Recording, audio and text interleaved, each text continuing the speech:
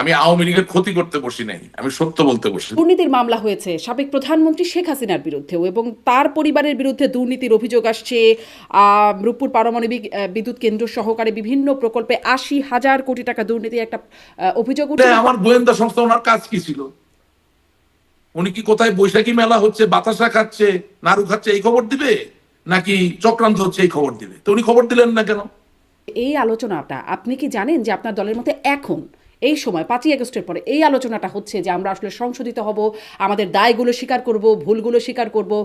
তবে একটা জিনিস পরিষ্কার করতে হবে, সেটা হচ্ছে জেন জি এবং মিলেনিয়াল যারা আছেন তাদের আবেদন করে এরকম নেতা ছাড়া আধুনিক রাজনীতি দ্বারা।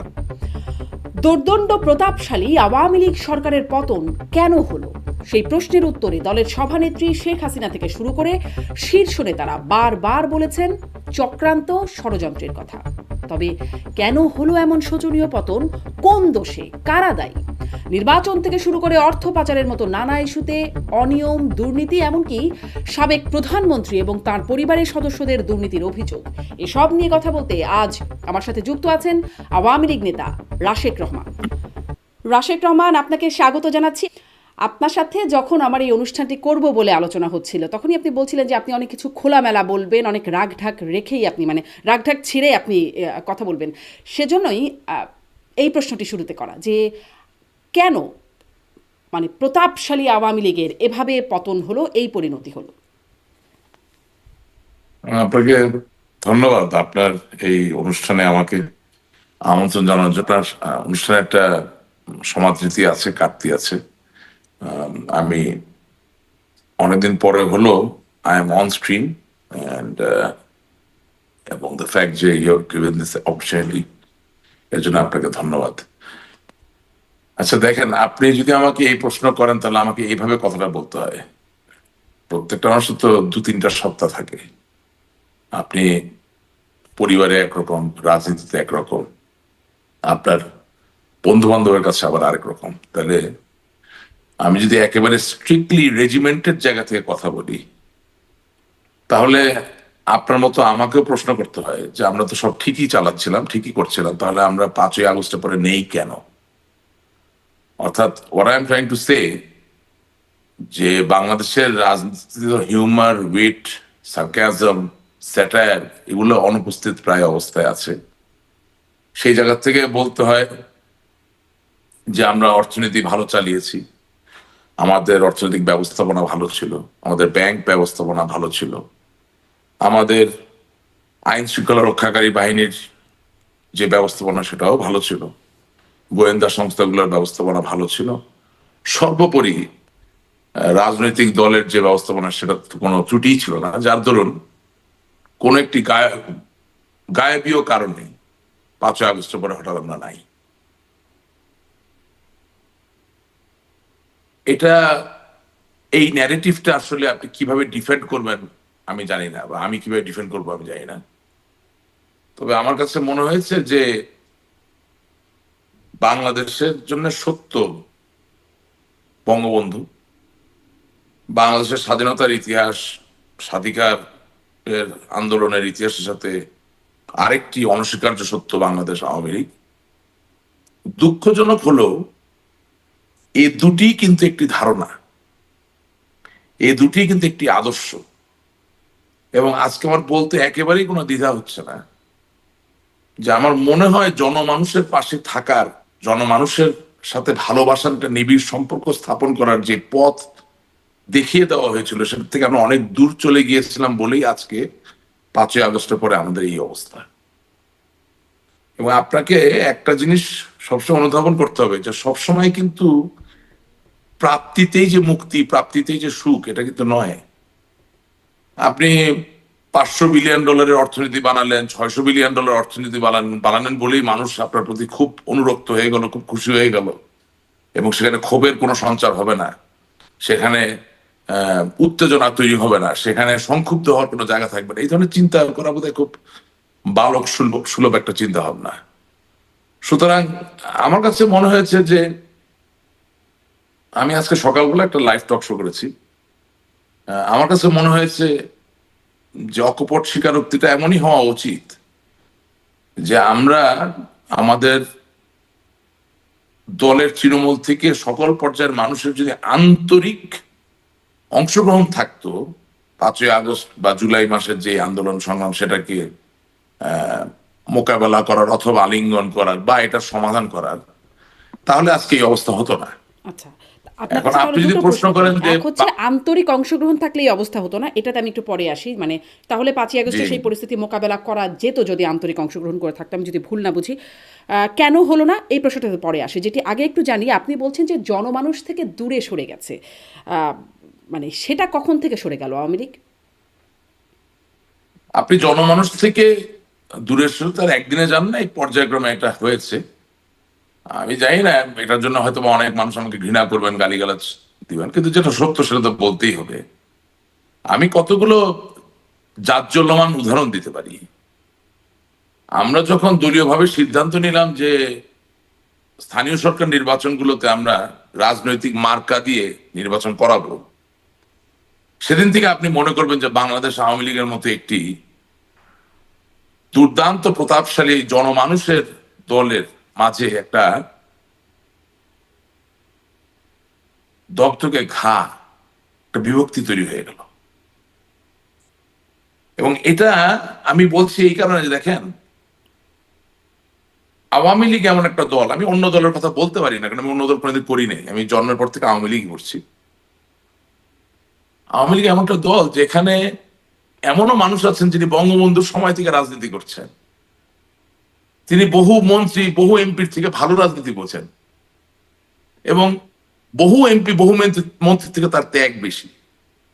আপনি এলাকায় গেলে তার পরিবারের প্রভাব প্রতিপত্তি দেখবেন অনেক মন্ত্রী এমপি থেকে কম না, কিন্তু তারা জনমানুষের সেবার জন্য যুগ যুগ ধরে স্থানীয় সরকারের চেয়ারম্যান নির্বাচন করেন, পৌরসভা চেয়ারম্যান নির্বাচন করেন, তারা উপজেলা চেয়ারম্যান হওয়ার চেষ্টা করেন, এটাই তাদের ধারা। সেই জায়গায় আপনি যখন নৌকা মার্কা দিয়ে স্থানীয় সরকার নির্বাচন করবেন বলে সিদ্ধান্ত নিলেন, তখন তো কেউ একজন পাবে আরেকজন পাবে না, একটা পরিস্থিতি তৈরি হলো।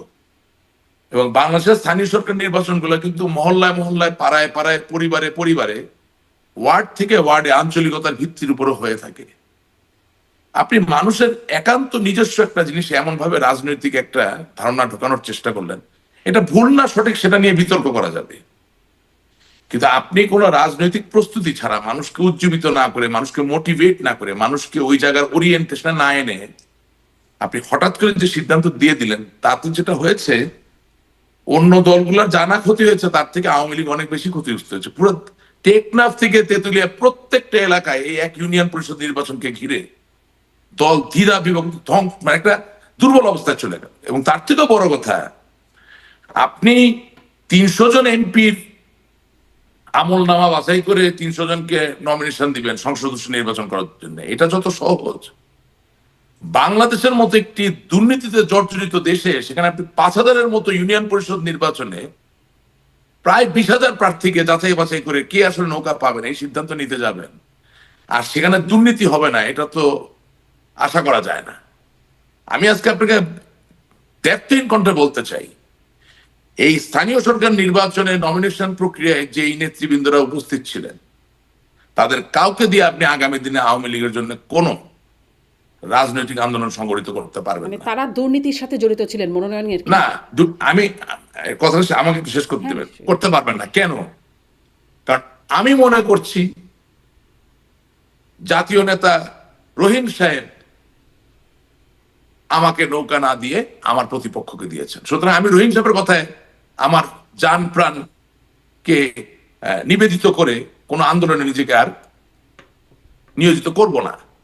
আমি ইউনিয়ন পর্যায়ের একজন নেতা, আমি আমার জমি জমা বিক্রি করে 50 লাখ 60 লাখ টাকা দিয়ে নমিনেশন কেনার চেষ্টা করে নমিনেশন তো পাই নাই, বরং আমার টাকাটাও মার গেছে। আমি একজন আওয়ামী লীগের নেতা, দেখা যাচ্ছে যে আমি ইউনিয়ন পরিষদ নির্বাচনে চেয়ারম্যান ইলেকশন করার জন্য আমাকে যাইয়া আমার রাজনৈতিক দলের পিয়ন অফিস অ্যাসিস্ট্যান্ট তাকে দিয়ে ধর্ণা দিতে হচ্ছে। তো রাজনৈতিক কালচার এভাবে ক্রমান্বয়ে কিন্তু ধ্বংসপ্রাপ্ত হয়েছে। এবং হ্যাঁ, আমার কাছে তো আর অকাট্য কোনো প্রমাণ নাই যে দুর্নীতি হয়েছে কিনা, তবে perception is very important. Awami লীগের হাজার হাজার নেতা কর্মীরা তো একসরে বলে যে স্থানীয় সরকার নির্বাচনে যেদিন থেকে মার্কা দেওয়ার প্রচলন ঘটেছে সেদিন থেকে নমিনেশন বিক্রয় বা নমিনেশন সম্পর্কিত দুর্নীতিও টানা বেঁধে উঠেছে। সুতরাং আমি আজকে সত্যকে অস্বীকার করতে পারি, আমরা পরবর্তীতে শুনেছি রাশেক রহমান যে এই সিদ্ধান্তটি ভুল ছিল, মানে আওয়ামী লীগের পক্ষ থেকে বলা হয়েছে অবশ্যই সিদ্ধান্ত ভুল ছিল, স্থানীয় সরকার অবশ্যই নির্বাচনের সিদ্ধান্ত প্রতীক ভুল ছিল। বরাদ্দ দেওয়াটা। কিন্তু আপনি যে বলছেন যে মনোনয়ন বাণিজ্যর যে জায়গাটি বা মোটা অঙ্কের টাকা নেওয়ার জায়গায় যারা নমিনেশন দেওয়ার জায়গায় ছিল, আপনি কি বলবেন তারা কারা? না, আমি আপনাকে যা বলেছি, আমি আওয়ামী লীগের ক্ষতি করতে বসি নাই, আমি সত্য বলতে বসেছি। আমি বলেছি স্থানীয় সরকার নির্বাচনে নমিনেশন বোর্ডে যারা ছিলেন তাদের কাউকে দিয়ে আপনি আর আগামী দিনে কোনো জাতীয় আন্দোলন সংগঠিত করতে পারবেন না। আপনি গণমাধ্যম কর্মী, নমিনেশন বোর্ডে কারা কখন কোন কোন সময় ছিলেন তথ্য বের করে প্রকাশ করে দেন, বা যারা এটা নিবিড়ভাবে চিন্তা করেন তারা দেখবেন, তারা জানবেন। আমি আপনাকে যে কথা বলছি আজ পর্যন্ত আপনার আওয়ামী কোনো লীগের কোনো সমস্যা নেতার আছে? সাথে- মানে এটি বলতে আওয়ামী লীগের ক্ষতি না। নিশ্চয়ই করছেন না, কিন্তু এই সত্য বলাতেই না। আওয়ামী লীগ নিশ্চয়ই খুব খুশি হবে না। না, আমার কোনো ক্ষতির বিষয় না। At the end of the day আমি একটা রেজিমেন্টের দলের সদস্য। সুতরাং যেটা বলা প্রয়োজন, যেটা দিয়ে ডিসকোর্স তৈরি হবে, যেটা দিয়ে একটা প্রতিবাদের জায়গা তৈরি হতে পারে, যেটা দিয়ে একটা শুদ্ধিকরণের জায়গা তৈরি হতে পারে, সেটা আমি বলবো। এবং আপনিও যে আমাকে আমন্ত্রণ জানাচ্ছেন, আজকে তো শেষ না, আরো তো ডাকবেন আশা করি। সুতরাং today what I told you many people did not tell you, they don't have the guts to tell you.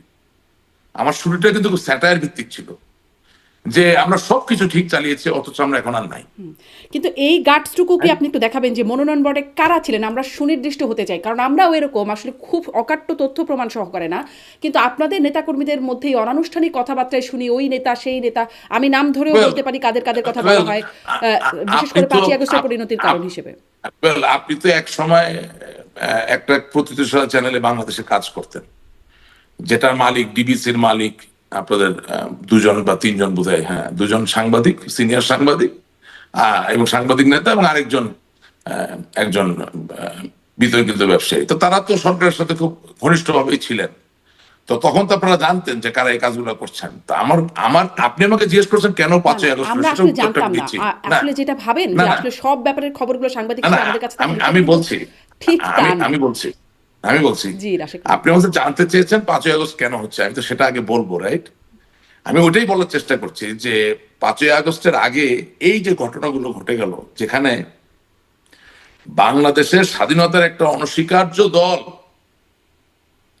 সেই দলের মাঝে এরকম একটা ভ্রষ্টাচার চলছে, অথচ সাংবাদিক থেকে শুরু করে কেউ যাদের গণতান্ত্রিক কাঠামো বজায় রাখায়, গণতান্ত্রিক ধারাবাহিকতাকে সুসংগত করার ক্ষেত্রে অনস্বীকার্য ভূমিকা আছে, তারা কেউ তাদের ভূমিকা পালন করেন নাই। তারা কেউ নাকি জানেন না কি হচ্ছিল, কি হয়েছে। That's what I am pointing at. নামে যাবো, কিন্তু আমি আপনাকে বলতে চাচ্ছি যে আমি যেমন বলি নাই, আমি যেমন বলতে পারি নাই, ঠিক একইভাবে আপনিও কিন্তু বলেন নাই বা বলতে পারেন নাই। কারণ আপনার যারা সিনিয়র যারা ছিলেন, যাদের নির্দেশনায় আপনি একটা জায়গায় কাজ করতেন, তারা কিন্তু রেগুলার আমি দেখতাম গণভবন যাচ্ছেন আসছেন। আমরা যেতাম না রাশেক রহমান, এই জন্যই আমরা আপনাদেরকে প্রশ্ন করার আমি কি সুযোগটা বলেছি দিতে শুনেননি চাই। আপনি যাদের নির্দেশনায় চলতেন, আমি কথাটা বলেছি, আমি জানি আমি কি বলছি।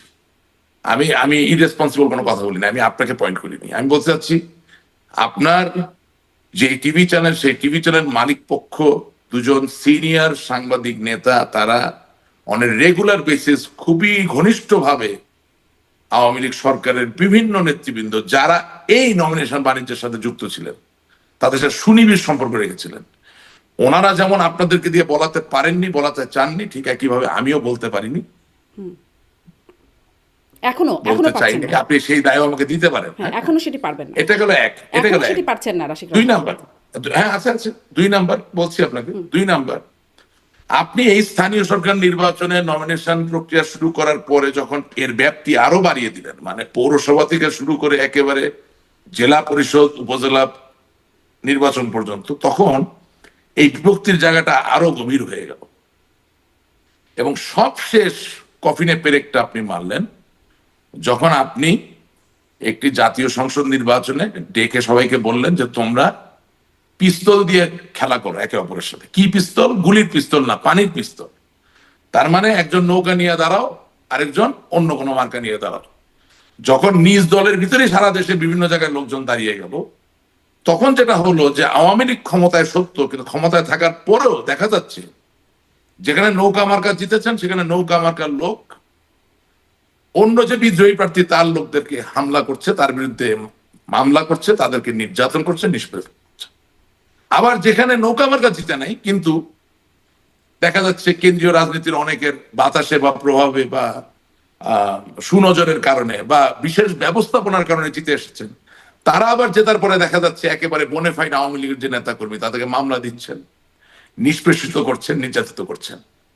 কোথাও কলেজের সভাপতি চেঞ্জ হচ্ছে, কোথাও স্কুলের সভাপতি চেঞ্জ হচ্ছে, কোথাও ফৌজদারি মামলা দায়ের করা হচ্ছে, কোথাও কারো দেখা যাচ্ছে টিসিবি ডিলারশিপ নিয়ে নেওয়া হচ্ছে, কোথাও কারো পানি, এমনকি সেচ করার পানির যে একটা অনুমতি, সেই সেচ যন্ত্র চালানোর অনুমতি কেড়ে নেওয়া হচ্ছে। আমি ছোট ছোট উদাহরণ দিচ্ছি। তো তার মানে যেটা হলো, আমি যেটা বলতে চাচ্ছি যে 5ই আগস্টের আন্দোলনের ন্যায্যতা বা ন্যায্যতায় যাওয়ার আগেও যেটা বলতে চাই, আবারও বলতে চাচ্ছি যে আমরাই আমাদের পায়ে কুড়াল মেরেছি। সাংগঠনিক ভাবে আমরা আমাদেরকে এতটাই দুর্বল জায়গায় নিয়ে গিয়েছিলাম, এতটাই সংক্ষুব্ধ হওয়ার জায়গায় নিয়ে গিয়েছিলাম, যে আমি এখনো বলছি আপনাকে যে 5ই আগস্টের চলমান যে আন্দোলন, সেই আন্দোলনে কোনোদিনও বাংলাদেশ আওয়ামী লীগের এই ধরনের পতন হওয়ার কথা নয়।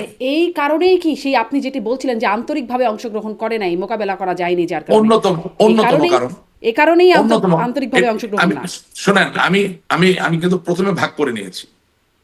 রাজনৈতিক কারণটা আপনাকে দেখতে হবে, পলিটিক্যাল রিজন।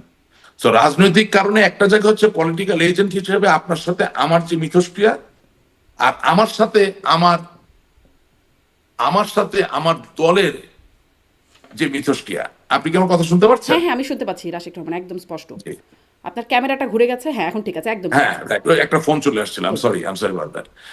আমি যেটা বলতে চাচ্ছি যে রাজনীতি তো শুধুমাত্র আপনি একজন রাজনৈতিক নেতা বা কর্মী, আপনার সাথে আপনার সমর্থকদের ইন্টারাকশন, সেটা না। আপনি একজন রাজনৈতিক কর্মী, আপনার সাথে আপনার বড়, আপনার সাথে আপনার মাঝারি, আপনার সাথে আপনার নিচের, আপনার সাথে অনুজ অগ্রজ সকল পর্যায়ের নেতা কর্মীদের একটা ইন্টারাকশনের ব্যাপার থাকে। এবং অর্গানাইজেশন বলতে যেটা বোঝায়, স্ট্রাকচার বলতে যেটা বোঝায়, সেটা সম্পূর্ণভাবে টলমলে হয়ে গিয়েছিল এই ধরনের কিছু সিদ্ধান্ত নেওয়ার মধ্যে দিয়ে। এবং দুঃখ লাগে কোথায় জানেন, যে আমাদের দলে এত বাঘা বাঘা অভিজ্ঞ সব নেতা, যাদের সামনে গিয়ে আপনি কথা বলতে পারবেন না, যারা শুধু একমাত্র বুঝে আর কেউ কিছু বুঝে না, তারা একটা বার এই দলটার যে এভাবে ধ্বংসপ্রাপ্ত হচ্ছে তৃণমূলের সংগঠন, একটা বার তারা কথা বলতে পারলেন না। এই কোনো দিন এটা হয় নাই যে নমিনেশনের ফাইলের ভিতর থেকে কাগজ গায়েব হয়ে যায়। কোনোদিন এটা হয় নাই যে তৃণমূলের নেতাদেরকে 2 লাখ 3 লাখ 4 লাখ টাকা করে বলা হচ্ছে তোমরা সই দাও আমার পক্ষে। আপনি রাজনীতি রাখলেন, রাজনীতি থাকে, আপনি দেওয়ার রাজনীতি যদি প্রাপ্তির রাজনীতি করে ফেলেন জেনে শুনে, তাহলে যা হওয়ার তাই হয়েছে। এখন শিওর আমি আমাদের অর্থনৈতিক খাত যে খুব ভালো চলতেছিল সেটা তো আসলে হ্যাঁ রাশিক রহমান, অর্থনৈতিক খাতটাতে আমি আরেকটু আসি, কারণ ওটাতে আরেকটু সুনির্দিষ্টভাবে কথা বলতে চাইবো। আমি একটু খুঁজে বের করছিলাম, কারণ আমি ঠিক এই মুহূর্তে বলে দিতে পারছিলাম না যে কারা আসলে স্থানীয় সরকার জনপ্রতিনিধি মনোনয়ন বোর্ডের সদস্য ছিলেন। আমি 24শে ডিসেম্বর 2022-এর খবর একটা বের করলাম বাংলা ট্রিবিউনে, সেখানে দেখছিলাম যে আওয়ামী লীগের স্থানীয় সরকার জনপ্রতিনিধি মনোনয়ন বোর্ডের সদস্যরা হলেন Sheikh Hasina, Amir Hossain Amu, Tofail Ahmed, Sheikh Fazlul Karim Selim, Abul Hasnat Abdullah, Kazi Zafrullah, doctor Mohammad Abdur Razzaque, lieutenant colonel অবসরপ্রাপ্ত Mohammad Faruk Khan, Ramesh Chandra Sen, Obaidul Quader, Mohammad Rashidul Alam, Jahangir Kabir Nanak, Abdur Rahman, Mahbubul Alam Hanif, doctor Dipu Moni, doctor Hasan Mahmud, doctor Abdus Sobhan Golap. জি, মানে তাহলে স্পষ্ট যে আপনি মনোনয়ন বোর্ডে যে দুর্নীতির অভিযোগগুলো করছিলেন, যারা আসলে ছিলেন, আমি আপনাকে যেটা বলছি, ওই মনোনয়ন বোর্ডে যারা আছেন সকলে তো দুর্নীতি করেননি না। আচ্ছা, কেউ হয়তো বা করেছেন, অবশ্যই কেউ করেছেন, সবাই করেননি, কিন্তু কেউ বা কয়েকজন মিলে করেছেন। ওকে, এবং যেহেতু এই দায়ভার সকলের উপর নির্ভর করে যাচ্ছে, সেহেতু তারা যদি এখন কোনো কিছু সংগঠিত করতে চায়, তাদের কথায় দেশে আর কোনো আন্দোলন সংগঠিত হবে না। কিন্তু কেউ বা এক বা দুজন করলে তো বাকিদের আপত্তি করবে। আমাকে একটু কথা শেষ করতে দেন। বঙ্গবন্ধু কন্যা জননেত্রী শেখ হাসিনা, আওয়ামী লীগের কোনো বিকল্প নাই। আওয়ামী লীগকে সুসংগঠিত হতে হলে, ঐক্যবদ্ধ হতে হলে ওনাকে লাগবে। কিন্তু what I am trying to tell you, এর পরে যারা আছেন, যতগুলো নাম আপনি বলছেন, এখানে স্পেসিফিক্যালি কে কত টাকা নিচ্ছেন, কে দুর্নীতি করছেন না করছেন, এটা আমি বলতে পারি না, একটা দায়িত্বজ্ঞানহীন কথা বলতে, কিন্তু দুর্নীতি হয়েছে। এবং সেটা করার জন্য যে এই গবেষণা, যে অ্যানালিসিস প্রয়োজন, সেটা আওয়ামী লীগকে করতে হবে আগামী দিনের জন্য। আওয়ামী লীগকে নিজের পায়ে দাঁড়াতে হলে, পরিশুদ্ধ হতে হলে অবশ্যই ওই গবেষণাটা করেই আসতে হবে। নিশ্চয়ই নিশ্চয়ই, একদম যে স্পষ্ট। ওই বোর্ডের কারা কারা বলছেন শেখ হাসিনার কোনো বিকল্প নাই, তারপরে যাদের নাম বলছি কেউ কেউ বা তারা কয়েকজন মিলে হলেও মানে এই দুর্নীতির সাথে অবশ্যই ছিলেন, কিন্তু মানে এই 100%। বোর্ডের সভাপতি যিনি শেখ হাসিনা, তিনি জানবেন না বিষয়টা, এটা কি সম্ভব? না, তিনি জানলেন কি জানলেন না সেই আলাপটা তো আমি কারো অন্তরে ঢুকে বলতে পারি না। না না, এটা তো কিন্তু খুব আমি আমার স্বাভাবিক বক্তব্যে ব্যাপার একটা না? কথা বলেছি, যে যারা আমাদের কাছে নেতা হিসেবে এসে উপস্থিত হন, তাদের কাছে আমার প্রশ্ন, আমি কিন্তু আপনি প্ল্যাটফর্মটা বেছে নিয়েছি প্রশ্ন করার জন্য, আমিও তো অনেক প্রশ্ন করতে পারি নাই। তাদের কাছে আমার প্রশ্ন যে ওনারা কি আমার নেত্রী বা আমাদের নেত্রীকে বলেছেন যে এতে দল ধ্বংস হয়ে যাচ্ছে? ওনারা তো আপনার টিভিতে আসে, কথা বলে, তো আপনি তাদেরকে জিজ্ঞাসা করেন না ডেকে নিয়ে যে ডিড দে সে সামথিং? আপনার এখানে মাটি মানুষের যারা নিজেদেরকে নেতা দাবি করে আসে, তাদেরকে আপনি প্রশ্ন করেন, বললেন আমার কথা বললেন। আমার মতো আরো 100 লাখো হাজারো কর্মী আছে, তাদের এই প্রশ্ন, যে প্রশ্নটা হচ্ছে যে স্থানীয় পর্যায় থেকে শুরু করে যত্র বঙ্গবন্ধু স্বাধীনতার যে মার্কা, নৌকা মার্কাটা দেওয়ার মাধ্যমে দল যে সাংগঠনিকভাবে দুর্বল হয়ে গেল, এবং এখানে যে নির্বাচনী নমিনেশনের ক্ষেত্রে একটা দুর্নীতির জায়গা তৈরি হলো, এবং সেখানে প্রথিতযশা কিছু নেতা, মানে তথাকথিত বাঘা বাঘা নেতা যারা এই দুর্নীতিতে অংশগ্রহণ করলেন, সেই ব্যাপারে তারা কি জননেত্রী শেখ হাসিনাকে অবগত করেছিলেন? কিন্তু যদি করে না থাকেন রাশেদ, কেন করলেন না? না, যদি করে না থাকেন তাহলে করলেন না কেন? আর যদি কেউ বলে বসেন হ্যাঁ আমি করেছিলাম, তাকে আপনি জিজ্ঞাসা করতে পারবেন যে সেই জায়গায় নেত্রী কি বলেছিলেন। কিন্তু অবগত করতে হবে কেন? মানে এটি তো মানে no no, that's Sheikh another Hasina thing. তিনি তো আর নো 2 দিন ধরে রাজনীতি করেন না, তার নো রাজনীতির নো অভিজ্ঞতা নো যারা এই নো, প্যানেলে আছেন শুনেন, তাদের থেকে কমও না, তার দক্ষতা যোগ্যতাও নিশ্চয়ই কম না। অতএব তাকে কি এই বিষয়গুলো সব মানে বলে দিতে হবে যে হ্যাঁ থ্যাংক ইউ, আমরা দুর্নীতি করছি বা এখানে দুর্নীতি হচ্ছে? তার কাছেও তো নানান গোয়েন্দা তথ্য যায়। Thank you. আমি তো সেটাই বলছি যে কারো ব্যক্তিগত সক্ষমতার জায়গায় মতামত দেওয়ার জন্য আমি এখানে আসিনি। আমি এখানে কথা বলছি একটা এন্টায়ার সিস্টেম নিয়ে। আমার দলে ওয়ার্ড কমিটি আছে, ইউনিয়ন কমিটি আছে, উপজেলা কমিটি আছে, জেলা কমিটি আছে, সেন্ট্রাল কমিটি আছে, হ্যাঁ, প্রেসিডিয়াম আছে, সবকিছু মিলিয়েই তো একটা সিস্টেম। আপনি যে প্রশ্ন করতেছেন এই প্রশ্ন অনেকে করে, কিন্তু আমাকে তো একটা ক্লাস নির্ভর দলের মাঝে থেকে তার রেজিমেন্টেশন মেনটেন করে আমার প্রশ্নগুলো করতে হবে। এবং সেই জায়গায় আপনি যদি আরো স্পেসিফিক হতে চান, সেই সহযোগিতাটা আপনাকে আমাদেরকে করতে হবে। সো আমি কিন্তু আপনাকে যথেষ্ট ammunition I have given you to go around and ask. আপনার বা আমার, আমি আজ পর্যন্ত 2000-এর উপর টকশো করছি, বিলিভ মি, আমি আজ পর্যন্ত আপনাদেরকে কোনোদিন কোনো ইউনিয়ন পর্যায়ের কোনো ত্যাগী নেতাকে নিয়ে টকশো করতে দেখিনি। গণতন্ত্র বাঁচাবেন কোথা থেকে, উদ্ধার করবেন কোথেকে? যেই লোকগুলোকে ছাড়া গণতন্ত্র হয় না তাদেরকে কোনোদিন you don't call them, because they don't look good enough. তাদেরকে দেখতে অত পরিমার্জিত মনে হয় না, অত ভদ্রলোক মনে হয় না, এই জন্য তাদেরকে ডাকা হয় না, এটা বাস্তবতা। তারা হয়তো সরাসরি একদম এখন স্টেশনে এসে কথা বলেন না, কিন্তু শোনেন, একদম না কিন্তু না, আমাদের রিপোর্টাররা কিন্তু তাদের সাথে কথা বলেন। একদমই আনা হয় না, বিলিভ মি। আমি আপনাকে দায়িত্ব নিয়ে কথাটা বলছি। হ্যাঁ, আমিও দায়িত্ব নিয়েই বলছি যে আমরা যখন টেলিভিশনে ছিলাম বা দায়িত্ব ওই নিয়ে কথা কাজটায় বলছি কেন? বসেছি, তখন আমাদের রিপোর্টাররা যেত, শোনেন, তাদের সাথে কথা বলতেন। আমি আপনাকে একটা মজার কথা বলি, আজকে একটু মন খুলে কথা বলি। বলেন। 71 চ্যানেলে আমাকে স্থানীয় সরকারের উপরে কথা বলার জন্য নিয়ে যাওয়া হলো, ঠিক আছে? তো সাথে আবার একজন মুরব্বী মানুষ, তিনি সুধীজনদের একজন, উনি স্থানীয় সরকারের উপরে কথাবার্তা বলেন, ভালোই বলেন, অনেক সময় যুক্তিসঙ্গত কথা বলেন, জ্ঞানী মানুষ। তোফায়েল সাহেব, আপনি তো চেনেন, হলো, হ্যাঁ। তো আমি অনুষ্ঠানের মাঝখানে সঞ্চালককে জিজ্ঞাসা করলাম যে আচ্ছা আমি স্থানীয় সরকারের কি, আর তোফায়েল সাহেব জীবনে কয়দিন স্থানীয় সরকারে কাটাইছেন? আপনি যে এই 45 মিনিট বা 50 মিনিট ব্যাপী টকশোটা আয়োজন করলেন, এখানে একজন সাবেক ইউনিয়ন পরিষদ চেয়ারম্যান, উপজেলা পরিষদ চেয়ারম্যান বা বর্তমান ইউনিয়ন পরিষদের সদস্য, চেয়ারম্যান অথবা উপজেলার চেয়ারম্যান কাউকে ডেকেছেন যে আপনি স্থানীয় সরকার নিয়ে সমাধান করতে চান? আমি আপনাকে যেটা বলতে চাচ্ছি যে আমি আপনাকে ফোরামগুলো দেখিয়ে দিচ্ছি, আমাকে একা দিয়ে তো আপনি সব সমস্যা সমাধান করবেন না। But what I am telling you, it is revolutionary. আমার মতো কেউ বলেনি, আপনি ওটাকে কাজে লাগান। ইনস্টেড অফ আমাকে রিফিউট না করে what I am giving you সেটা আপনি কাজে লাগানোর চেষ্টা করেন। আই ভলেন্টিয়ার্ড, আমি আপনাকে বলেছি যে আমাদের হারানোর কিছু নাই। বাংলাদেশের জন্য সত্য 1971, বাংলাদেশের জন্য বাস্তবতা বঙ্গবন্ধু, বাংলাদেশের জন্য সত্য আওয়ামী লীগ, বাংলাদেশের জন্য সত্য স্বাধীনতার হাজার বছরের সংগ্রাম এবং স্বাধীনতা যুদ্ধ। সুতরাং একে কম্প্রোমাইজ হওয়ার ক্ষেত্রে যেসব জিনিস কোনো কন্ট্রিবিউট করেছে সেটা নিয়ে আমার কথা বলতে কোনোই লজ্জা বা কোনো সংকোচ নাই। জি, আত্মসংকোচ করে লাভ নাই। মানে এই অ্যাপ্রোচটা নিশ্চয়ই যদি কাজে লাগানো যায় নিশ্চয়ই ভালো কিছু হবে। রাশেক রহমান, আপনি বলছিলেন আমরা ছিলাম, হ্যাঁ আপনি বলছিলেন, আমি একটু একটা প্রশ্ন করি, আপনি নিশ্চয়ই আপনার এই অংশটুকু শেষ করবেন এবং আমার প্রশ্নটুকু সাথে বলবেন যে আপনি বলছিলেন যে এই সময় মিডিয়াও বলতে পারে নাই বা জিজ্ঞাসা করে নাই, আপনারাও বলেন নাই, এখন আপনি অনেক কিছুই বলছেন, কিন্তু হারানোর এখন আর কিছু ভয় নাই। তখন কি হারানোর ভয় ছিল বলেও একটা রাগ ঢাক ছিল মানে সবারই, যদি বলেন মিডিয়ারও, আপনাদেরও, আপনার নিজের? না, আমার যে ব্যাপারটা সেটা হচ্ছে যে আমি তো খুব ভোকাল একজন মানুষ ছিলাম আমার দলের পক্ষে, এবং আওয়ামী লীগের একটা অন্যতম এজেন্ডাই ছিল আপনার বাংলাদেশকে স্বাধীনতা বিরোধী শক্তির হাত থেকে মুক্ত করা। এবং আমি এই কাজটাকে খুবই গুরুত্বের সহকারে নিয়েছিলাম, যার দরুন যেই জায়গায় হয়তো বা আমার বক্তব্য আরো বেশি আমি বলতে পারতাম সেটা আমি বলি না, এটা আমার ব্যর্থতা। I was more focused on a different level. কিন্তু আমি দেখলাম যে আসলে এটা কি হচ্ছে, মানে আমার দল যদি ঠিক না থাকে, দলের সাংগঠনিক যে কাঠামো সেটাই যদি দুর্বল হয়ে যায়, তাহলে তো আপনি 1971 সালে যারা শত্রু তাদের বিরুদ্ধে যুদ্ধ করতে পারবেন না। যাদেরকে দিয়ে সাংস্কৃতিক বিপ্লব জোরালো করে বাংলাদেশের মানুষকে সত্যিকার অর্থে ধর্মনিরপেক্ষ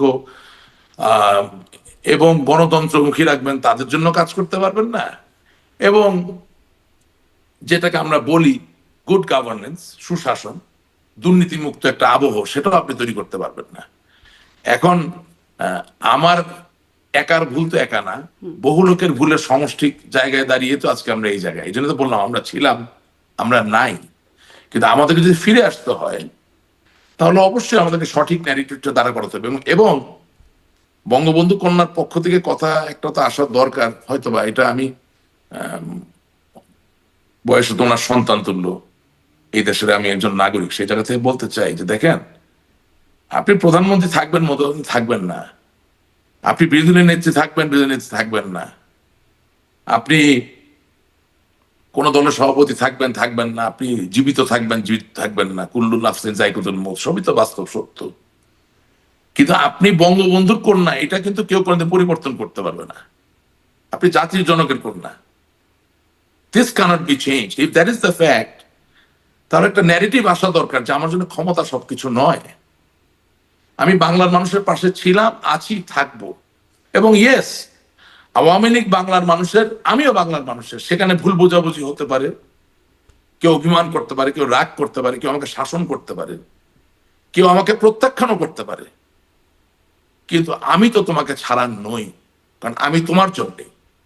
আমি ভুল করে থাকি, আমার তুমি পরিত্যাগ করো না, আমি তোমার পাশে থাকতে চাই, আমি নিজেকে ইমপ্রুভ করতে চাই।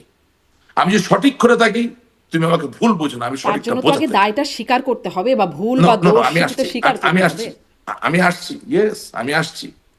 সুতরাং আমার কথার জায়গাটা হচ্ছে যে বাংলার মানুষের ফল ব্যাক করার যে জায়গাটা, অর্থাৎ আপনি বিপদগ্রস্ত হলে, আপনি সংক্ষুব্ধ হলে, আপনি অসহায় বোধ করলে আপনি যে কারো উপরে নির্ভর করবেন, সেই জায়গাটাকে নতুন করে তৈরি করার জন্য অবশ্যই আমাদেরকে এগিয়ে এসে আমাদের দায়ের জায়গাগুলো প্রকাশ করতে হবে, বলতে হবে। এবং যেগুলো আমাদের দায়ের জায়গা না, সেগুলোর থেকে আমাদেরকে আলাদা করতে হবে। অর্থাৎ আপনি শারমিন 10 ব্যাংকের মালিক হয়েছেন, সেটার দায় ভাই তো আওয়ামী লীগ নেবে না, আওয়ামী লীগ তো ব্যাংকের মালিক হয় নাই। আওয়ামী লীগকে আলাদা হতে হবে, আওয়ামী লীগকে বলতে হবে যে we have nothing to do with this, okay আসেন এটা বিচার করি, এটা তদন্ত করি, এটা বলতে পারতে হবে, তো অসুবিধা কোথায়? হ্যাঁ, এখানে একটু প্রশ্ন করি রাশেক রহমান, আমার আসলে মানে প্রশ্ন জমে যাচ্ছে অনেক, কথার সূত্রে অনেকগুলো প্রশ্ন, যেহেতু এখানে থামলাম, এখানেই জিজ্ঞাসা করি যে মানে আওয়ামী লীগের কোনো দোষ নাই, তাদেরকে ডিফেন্ড করার কিছু নেই, তাদেরকে ধরতে হবে, বিচার করতে হবে। কিন্তু আমি গত অনুষ্ঠানে, আমার একটি অনুষ্ঠানেই ছিলেন মোহাম্মদ আরাফাত, সাবেক তথ্য প্রতিমন্ত্রী, তিনি বলছিলেন এই পাচার নিয়ে তার সাথে অনেক কথা হচ্ছিল, তিনি বলছিলেন, আমি এস আলম প্রসঙ্গে জিজ্ঞাসা করছিলাম, বলছিলেন ফুলিয়ে ফাঁপিয়ে আসলে এই বিষয়গুলোকে বলা হয় এবং আমরা সবাই টাকা পাচার করেছি, যারা আমরা দেশের বাইরে এসেছি 2 টাকা 5 টাকা করে পাচার করে করে একটা অনেক বড় অঙ্কের সেভাবেই 1 লক্ষ 2 লক্ষ কোটি টাকা মানে লক্ষ লক্ষ কোটি টাকা পাচার হয়ে যাচ্ছে।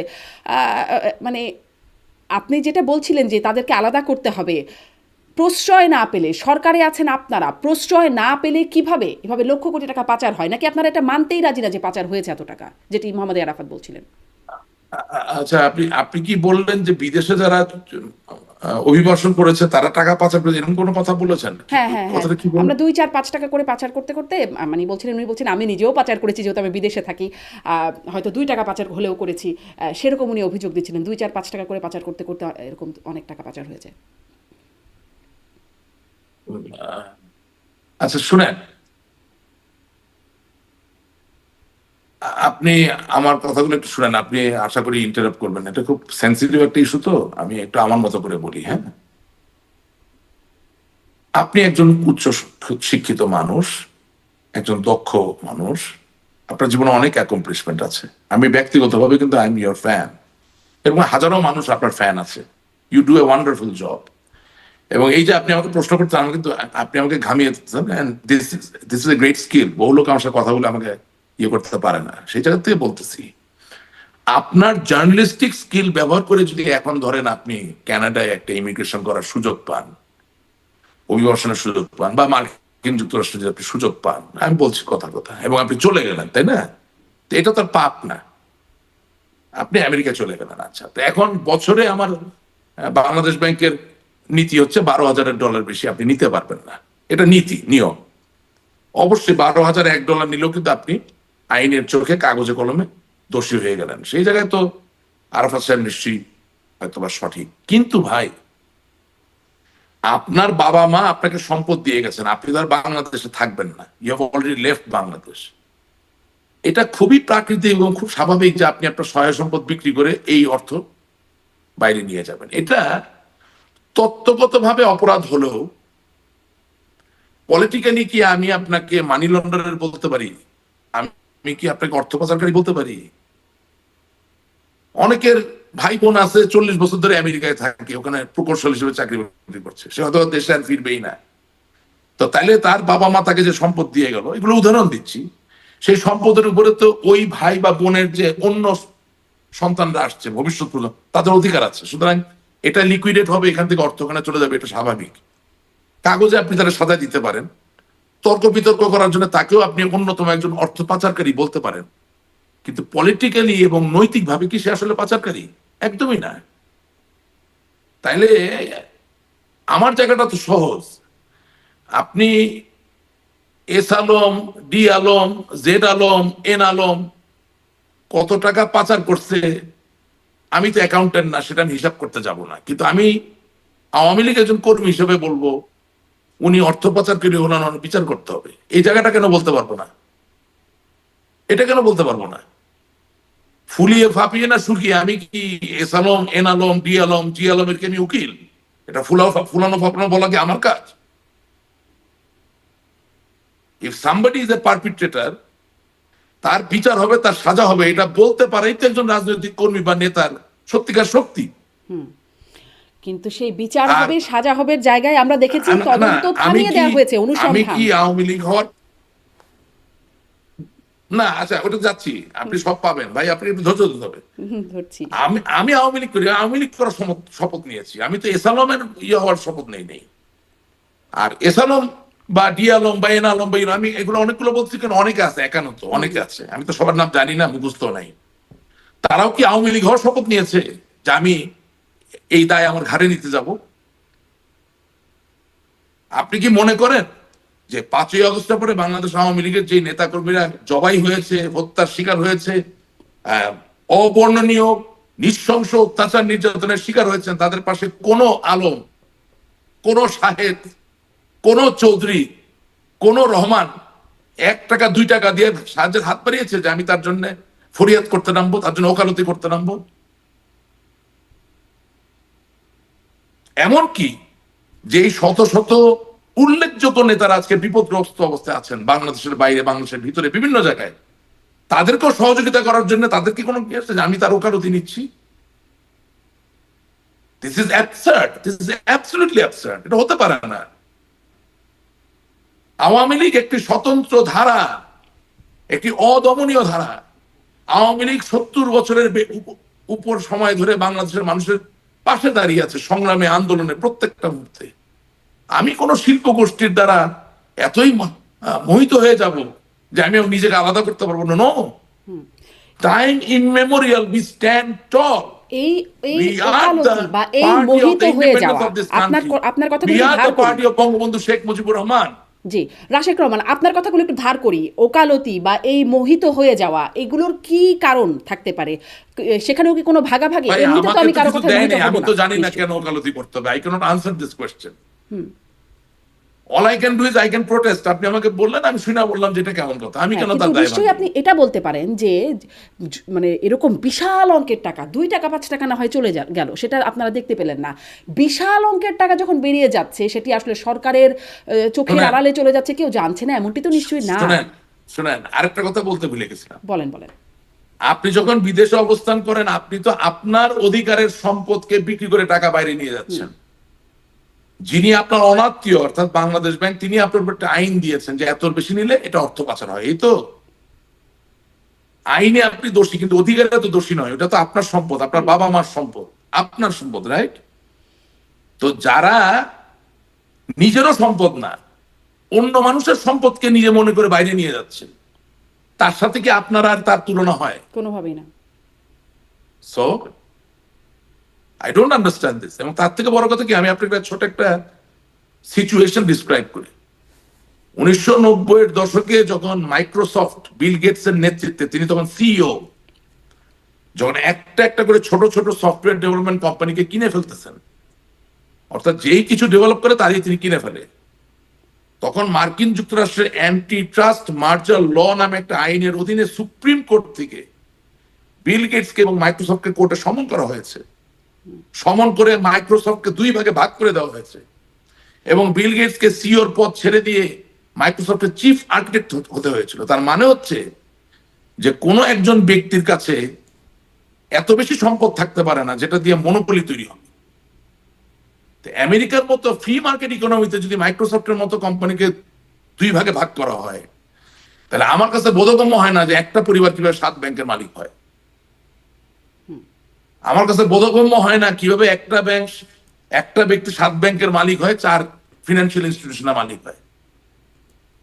এটি কি বোধগম্য হয় আপনার কাছে? কার বা কাদের সহায়তায় তিনি এটি করে ফেলতে পারেন এবং ফেলে এটার না, এটা শুনেন, এটা কার না, এটা কাদের। শব্দটা কার না, কারণ এত বড় কর্মযোগ্য একজনকে দিয়ে হাসিল করা সম্ভব নয়। It's a syndicate. কাদের? সো আমি আপনাকে কথাগুলো বলছি এই কারণে যে আপনি যখন ভবিষ্যতে আরো অনেককেই ডাকবেন, অনেক কথাই বলবেন, আমাদের এই জায়গা থেকে জিজ্ঞেস করেন না তাদেরকে প্রশ্নগুলোকে, ফোকাস করে প্রশ্ন করেন, প্রশ্নের উত্তর দিতে পারবে কি পারবে না দেখেন। আমি কত টাকা পাচার হইলো এটা হিসাব করার জন্য আমি মোমবাতি জ্বালা হিসাব করতে বসছি? আমি তো রাজনৈতিক কর্মী, আমি মানুষের মনের কথা বুঝবো। আমার এলাকার মানুষ যদি মনে করে যে হ্যাঁ সত্যি টাকা পাচার হচ্ছে, সেটার পাশে আমাকে দাঁড়াতে হবে, এটাই বাস্তবতা। আমি কি প্রতিনিয়ত আমার দেশের জনগণের সাথে ঝগড়া করবো নাকি? আমি আপনাকে কি বললাম যে আজকে যদি আমরা বলি যে আমাদের ক্ষমতার মূল বিষয় নয়, আমরা বাংলার মানুষের পাশে ছিলাম, আছি, থাকবো, আপনি যতই মারেন যতই কাটেন আমি আপনার। আমি বললাম কালকে থেকে বাতাস চেঞ্জ হওয়া শুরু করবে। আমি আপনাকে আজকে সকালবেলা ইসমাইল সাহেব যে এটিএন করতেন, আপনাকে আজকে বলি, এটা হিন্দু মহিলারা মাথায় সিঁদুর দেয় না? সিঁদুরের কম্পোজিশন হচ্ছে ট্রাইঅক্সিপ্লামলাম, অর্থাৎ 3টা অক্সিজেন, একটা লেড, একটা সীসা মিলে সিঁদুরটা তৈরি হয়। কিন্তু এই যে লাল সিঁদুর দেওয়ার মানে কি? এটার মানে হচ্ছে যে আমার মস্তক ফেটে রক্তক্ষরণে আমি যদি মৃত্যুবরণ করি, তারপরও আমি আপনার। অর্থাৎ একজন স্ত্রী তার স্বামীর কাছে তার এটা প্লেজ। এটা হচ্ছে সিঁদুরের মানে। আপনি জানতেন কি জিনিসটা? সিঁদুরের সিম্বলিক মানে হচ্ছে মস্তক ফাটিয়া রক্তক্ষরণে আমি মৃত্যুবরণ করলো আমি শেষ মুহূর্ত পর্যন্ত আপনার। That is the commitment of a wife to a husband. Awami League রক্তক্ষরণ হয়ে মৃত্যুবরণ করলেও সে বাংলাদেশের মানুষের, দ্যাট ইজ দ্য কমিটমেন্ট। আপনি কালকে এই কমিটমেন্টের কথা বলেন, from day after tomorrow situation will be different. Rashek Rahman, এরকম অনেক কমিটমেন্টের কথা আমরা শুনেছি, কিন্তু সমস্যাটা হয় কমিটমেন্ট ভেঙে যায়, এবং সেটা আপনারা বা রাজনৈতিক দলের নেতাকর্মীরা স্বীকারও করেন না। এখন আপনি অনেকটাই যদিও বলছেন যে সেই বিষয়টা হচ্ছে ছিলাম আছি থাকবো, ছিলেন তো, থাকার ফলেই তো এই সমস্যাটা হয়েছে, তাই না? আপনারা থাকতে থাকতে যত টাকা পাচার হয়েছে, আপনারা নির্বাচন ব্যবস্থার এই হাল হয়েছে। আমার কাছে মনে হচ্ছে একটু আপনি বোধহয় ভুল করলেন বা অন্যায় করলেন, কারণ আমার মনে আছে ডিবিসিতে আপনি আমাকে স্থানীয় সরকার নির্বাচনের উপর ডেকেছেন, প্রোগ্রামগুলো আছে, শুনে দেখবেন। তখন আমি একদম এই একই কথাগুলো বলেছি, কিন্তু তখন আমার এই কথাগুলো অনেক কথার পর ছাপিয়ে গিয়েছে।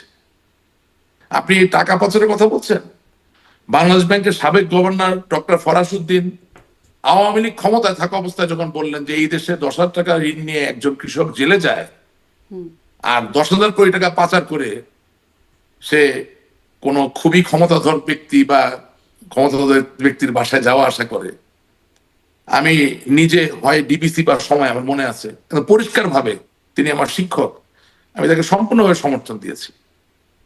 Please don't compare me with others, I know what I am talking about. আমি গতকালকে সাদা, আজকে লাল, আপনাকে নিশ্চয়ই কালকে হলুদ সবুজ না। আপনারা যখন একটা দলের সদস্য, একটা দলকে রিপ্রেজেন্ট আপনারা করেন না, আমি দলের একজন কর্মী, সরকারের, আমি দলের একজন কর্মী, নিশ্চয়ই হ্যাঁ আমি দলের একজন কর্মী। আমার দায়িত্ব আমার দ্বারা কোনো মানুষের অনিষ্ট না হওয়া, সেটা আমি করার সর্বাত্মক চেষ্টা করেছি। কোন লোক যদি আপনার অনুষ্ঠানে এসে বলতে পারে যে রাশেক রহমান রাজনৈতিক ক্ষমতা নিয়ে আমাদের উপরে এই অন্যায় করেছে, আমি সেই দায়ভার মেনে নিব। সেটা পারবে না, আমি জানি, আমার বিবেকের জায়গায় কিন্তু পরিষ্কার। অবশ্য টুকটাক কিছু অভিযোগ আপনার বিরুদ্ধে দেখেছি রাশেক রহমান।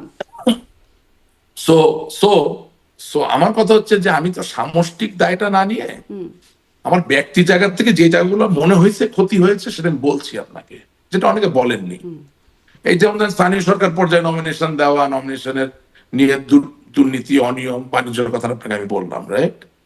এই যে ধরেন ব্যাংকের এসালামের কথাটা বললাম, হ্যাঁ, আমি জিনিসগুলোকে একটা পার্সপেক্টিভে ফেলার চেষ্টা করছি। এখন এইটার আরো বড় অ্যানালিসিস, আরো বড় সম্প্রসারণ, শিওর এটা আরো সময় লাগবে, এবং আমি একা বলে গেলাম, আমার বিপক্ষে বলার কেউ নাই এই বিষয়ে, সেটাও তো ফেয়ার হয় না। বরঞ্চ আমি তো মনে করি যে আপনি যখন ওই শ্বেতপত্রের সূত্র ধরে S Alam, D Alam, N Alam, P আলমের যখন অর্থ পাচারের কথা বলেন, আই রাদার ফিল যে যারা এটাকে ডিফেন্ড করবেন, যারা এটার পক্ষে কথা বলবেন, তারা যেমন থাকবেন, যারা এই শ্বেতপত্র দিচ্ছেন তাদের ওখানে থাকার দরকার ছিল।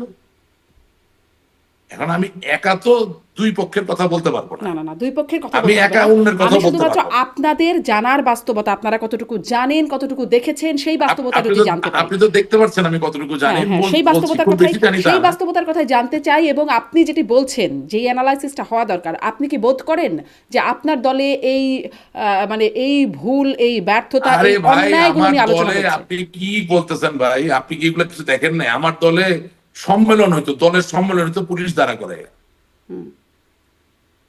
আমার দলের বর্ধিত সভা হয়তো পুলিশ দ্বারা করে, কিছু জানেন না? কিছুই কি আপনার সাংবাদিকরা আপনাকে বলে নাই?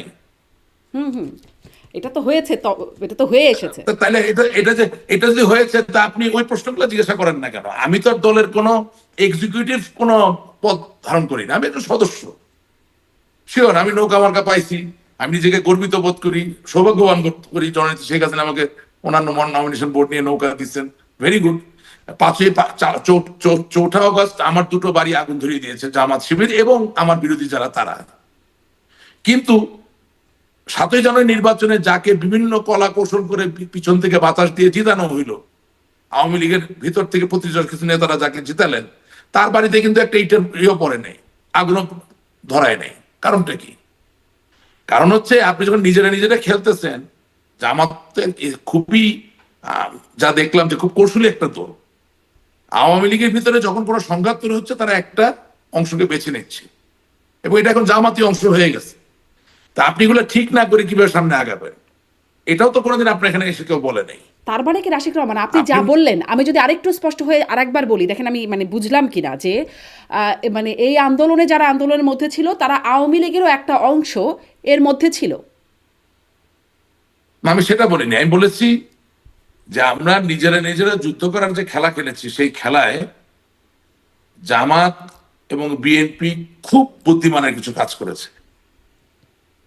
তারা একেবারেই প্রত্যেকটা এলাকায় একটা করে পক্ষকে সমর্থন দিয়েছে নিজেরা বেঁচে থাকার জন্য, এবং সেই পক্ষকে দিয়ে আরেক পক্ষের সাথে যুদ্ধে বা সংঘাতে লিপ্ত করে রেখেছে, যেখানে দল সাংগঠনিকভাবে দুর্বল হয়েছে এবং আমরা কোনো ব্যবস্থা নেই, আমরা কারোর সাথে কোনো সংগতি করাই নেই, মিল মহব্বত ইচ্ছা করে আমরা বাতাস দিচ্ছি আমাদের নিজেদের অর্থনৈতিক কারণে, টাকা পয়সা আয় ইনকামের জন্য, স্বার্থ সিদ্ধির জন্য, এবং সেটার ফলাফল হচ্ছে আজকে। এটাই বাস্তবতা।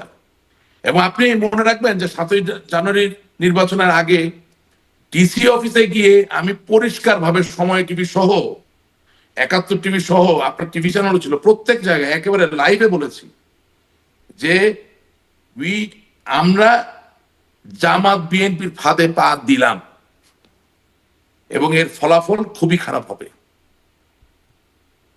কারণ আপনি বাঙালির যে কোনো উপন্যাস, মানে পরিবার নির্ভর উপন্যাস, সমাজ নির্ভর যে কোনো উপন্যাস যদি পড়েন, আপনি দেখবেন যে সেখানে একে অপরের পিছনে অদৃশ্য জায়গা থেকে কিছু লোকে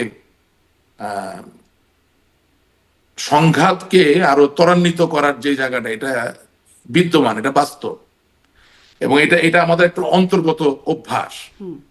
সেই জায়গা থেকে আমরা যখন নিজেরা নিজেরা বিভক্ত হলাম, সেখানে এর কোনো ব্যত্যয় ঘটে না, একই জিনিস হয়েছে। এবং আওয়ামী লীগের, তথাকথিত আওয়ামী লীগের নাম করে অনেক লোকই জামাত বিএনপির পারপাস সার্ভ করছে এবং এখনো করছে। আমি আপনাকে আমার এলাকার উদাহরণ দিলাম। যারা সত্যিকার আওয়ামী লীগ তারা তো আক্রান্ত, তারা নির্যাতিত। যারা না, তারা বহাল তবিত ভালোই আছে। কিন্তু তার জন্য আমার কোনো চিন্তা, ক্ষোভ এসব নাই। আমি শুধু আশা করি যে আমরা যে নিজেদেরকে নিজেরা দুর্বল করেছি, এই জায়গাটা আমরা বুঝবো এবং দেশ ও জাতি মানুষের জন্যই আমরা সংশোধিত হয়ে নতুন ভাবে আবির্ভূত হব। জি, ঠিক এখানেই আমি আসলে প্রশ্নটা করছিলাম যে এই আলোচনাটা আপনি কি জানেন যে আপনার দলের মধ্যে এখন এই সময় 5ই আগস্টের পরে এই আলোচনাটা হচ্ছে যে আমরা আসলে সংশোধিত হব, আমাদের দায়গুলো স্বীকার করব, ভুলগুলো স্বীকার করব, এই আলোচনাটা কি হচ্ছে? হ্যাঁ, আলোচনাটা হচ্ছে, তবে অনেক মুরব্বীজনরা বলেন যে দেখো, তোমরা এগুলা প্রকাশ্যে আলাপ করো না, এটা দলীয় ফোরামে আলাপ করো, কারণ বাইরে আলাপ করলে অন্য দলের লোকরা সুযোগ পেয়ে যায়। এই কথাটা সত্য নয়। আওয়ামী লীগ তো গোপন কোনো সংগঠন নয়, আওয়ামী লীগ তো কোনো গোপন দল না।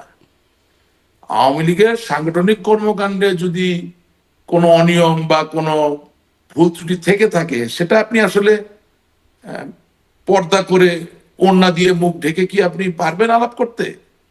তার মানে তো আপনি আসলে সমাধান করতে চান না। আপনি রাশিদ রহমান, আরেকটা প্রশ্ন করি, মানে অনানুষ্ঠানিকভাবে আলোচনার সময় এই বিষয়গুলো আসে, কোনো তথ্য প্রমাণ দিয়ে যারা বলছেন তারাও বলছেন না, আমিও জানি না, বা যদি আপনিও জানেন ধারণাটাও বলতে পারেন। অনেকেই বলেন এই যে পরাজয় বা আপনাদের যে পতন, সেই সংকটের একটা অন্যতম কারণ হচ্ছেন সালমান এফ রহমান এবং আরও একজন, অনেকের মধ্যে হয়তো অন্যতমদের নাম হচ্ছে ওবায়দুল কাদের। বলবেন এই বিষয়ে কিছু? আমার হাসিটা দেখলেন তো? হাসিতেই কি ইন্টারপ্রেট করে নিতে হবে? আপনি বলবেন কিছু? বললাম তো, পুরো দেশের সংগঠন বিভক্ত অবস্থায় ছিল। ওবায়দুল কাদের চাচা, উনি তো আমার মুরব্বীজন। হ্যাঁ, তো শিওর আমি ওনাকে সামনাসামনিও বলতে পারবো, পুরো দেশের সংগঠনই বিভক্ত ছিল, কোনো জায়গায় একীভূত সংগঠন ছিল না। এখন উনি যেহেতু দলের সাধারণ সম্পাদক, হ্যাঁ, ওনারই তো এই ব্যবস্থা নিতে হবে। Simple as that. ওনাকে আমি সামনাসামনি বলতে পারবো, উনি কোথায় আমি জানি না। যতটুকু জানা যায় উনি ভারতে আছেন। আর একজন যিনি কারাগারে আছেন, সালমান এফ রহমান, তার ভূমিকা নিয়ে অনেক বিতর্ক এই সময়ে আমি আপনাদের অনানুষ্ঠানিক ফোরাম থেকে জানতে পারছি। এখন আমাকে তো আমার দলের নেতা কর্মীরা, আমি যা দেখি ফোরামে আলাপ হয় যে উনি রাজনৈতিক নেতা হয়ে গেছেন। উনি তো ব্যবসায়ী নেতা ছিলেন। আমি ছোটবেলা থেকে দেখেছি এপিসের সভাপতি ছিলেন, ব্যবসা বাণিজ্য নিয়েছিলেন।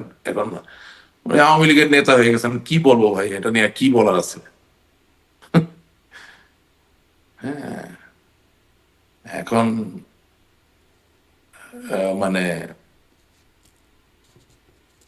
একেবারেই দলের যারা নির্বাহী পদধারী তাদের দায়িত্বটা যদি তারা হয়তো পালন করতো, তাইলে তার এই প্রশ্ন আপনি আমার করতে পারতেন না। আমার জন্য তো এটা বিড়ম্বনার প্রশ্ন, কি বলবো বলেন? একদিকে তারা আমার পিতৃতুল্য বয়সের, আমাকে স্নেহ হয়তো বা করে, সবই ঠিক আছে, কিন্তু এখন ডাক্তার যদি হঠাৎ করে এসে বলে আমি স্টেজে দাঁড়ায় শাড়ি পরে নাচবো, আর আপনিও তালি দিয়ে বললেন নাচেন না একটু, তো নাচ দেখতে পারবেন কিন্তু খুব ভালো মানের নাচ তো আর হবে না। এখন যিনি বিজ্ঞানী, হ্যাঁ, উদ্ভিদবিদ, একটা কথা বলছে, তিনি যে এসে বলেন যে আমি গাড়ি কিভাবে তৈরি হয় এটার উপরে একটা লেকচার, নিশ্চয়ই উনি লেকচারটা দিতেই পারবেন বইটই পড়ে, কিন্তু খুব উন্নত মানের টার্সারি লেভেলের লেকচার তো হবে না। আমরা সেই কাজগুলো তো করে ফেলছি, এবং মেধার তো কোনো বিকল্প নাই। আপনি মনে করেন 5ই আগস্টের পরে এই পর্যন্ত অবস্থায় মেধা কোথায়? আমাদের মেধাবী সন্তানেরা কোথায়? মেধার ছটা কোথায়? আমি তো দেখতে পাচ্ছি না। এবং সবচেয়ে বড় কথা, আজকে সকালেও বলেছি, আবারও বলছি, সারা জীবন বলবো, আপনাকে বলি, সেটা হচ্ছে হাতে যে আমরা ঘড়ি পরি, এখন তো স্মার্ট ওয়াচ হয়ে গেছে, ব্যাটারি চালিত ঘড়ির প্রযুক্তির নাম ছিল কোয়ার্টস। জ্বালানি দ্বারা চালিত গাড়ির যে ইঞ্জিন, সেটার যে প্রযুক্তি, তার নাম হচ্ছে কম্বাসশন। আমরা নাসা বা ইলন মাস্কের যে রকেটকে দেখি মহাকাশ ভেদ করে চলে যেতে, তার যে প্রযুক্তি ব্যবহার করা হয় তাকে পরিচালিত করার জন্য, তাকে বলা হয় প্রপালশন। এই তিন যদি সত্য হয়ে থাকে, তাহলে রাজনীতিকে পরিচালিত করার সবচেয়ে বড় প্রযুক্তির নাম হচ্ছে লাভ, ভালোবাসা। এই ভালোবাসার অনুপস্থিতি অবশ্যই আমাদের রাজনীতিতে ছিল, অবশ্যই ছিল। আমরা অনেক কাজ করেছি, কোনো সন্দেহ নাই, কিন্তু ভালোবাসা মাখানো আলিঙ্গন বা ঘাড়ে হাত দিয়ে মাথায় হাত দিয়ে একটা মানুষকে সংঘবদ্ধ করা, কাছে টেনে নিয়ে আসা, ছোটখাটো ভুল ত্রুটিকে ছাপিয়ে দিয়ে আপনার পাশে মানুষকে দাঁড়া করানোর যে জায়গায় কোনো বিকল্প হয় না। আপনি 303 machine gun, sub machine gun, rocket launcher, tank, যুদ্ধ বিমান দিয়ে কোনোদিন দেশ স্বাধীন করতে পারতেন না। ভালোবাসা দিয়ে দেশ স্বাধীন হয়েছে, এটাই বাস্তবতা। হাতে আপনার অস্ত্র থাকতে পারে, হাতে আপনার গ্রেনেড থাকতে পারে, কিন্তু আপনি দেশ, জাতি, মাতৃকা, আপনার মা বোনের সম্ভ্রম রক্ষা করার জন্য যুদ্ধ করছেন, জান দিচ্ছেন, প্রাণ দিচ্ছেন, কারণ আপনি দেশকে ভালোবাসছেন, আপনি বঙ্গবন্ধুকে ভালোবাসছেন, আপনি একটা স্বাধীন দেশের দেখানো স্বপ্নে বিশ্বাস করছেন। ভালোবাসার কোনো বিকল্প নাই। রাশিদ রহমান, ভালোবাসার অভাব ছিল আপনি বলছেন, এবং অন্যদিকে একটা দুর্নীতির প্রাচুর্যও ছিল। সেখান থেকে আমরা হঠাৎ করে আবেগ বিবর্জিত, আবেগ স্বপ্ন বিবর্জিত রাজনৈতিক চর্চায় চলে গিয়েছিল, এবং এটা বলতে গেলে আমার চোখে পানি আসে, আমি নিজেকে ধরে রাখবো। আপনি মনে করেন এই আন্দোলনটা একটা চক্রান্ত ছিল? অবশ্যই চক্রান্ত ছিল। একটা লোভনীয় জায়গা যেখানে ক্ষমতায় গেলে অর্থ বানানো যায়, ক্ষমতার দাপট দেখানো যায়, সেখানে যাওয়ার জন্য অবশ্যই মানুষ চক্রান্ত করবে। চক্রান্ত ছিল, এটা নিয়ে কোনো তর্ক বিতর্ক নাই। কিন্তু আজকে বাংলাদেশের যে কোনো জায়গায় আপনি যে একটা মোটা স্পেকট্রামে ছবি তোলেন, বেশিরভাগ ছেলে মেয়ে যারা ওই আন্দোলনে গিয়েছিল বা দূর থেকে সমর্থন দিয়েছিল, জেনে বুঝে না জেনে, এখন তো অনেকে পস্তাচ্ছে যে ভাই কি করলাম। তাদের বয়সের স্পেকট্রাম যদি হিসাবে নেন, তাহলে তাদের বয়স তো 15 বছর আগে ছিল 10 থেকে 15। তারা 1971 সালে স্বাধীনতা যুদ্ধ দেখে নাই, বঙ্গবন্ধুকে তো দেখেনি নাই, তারা তো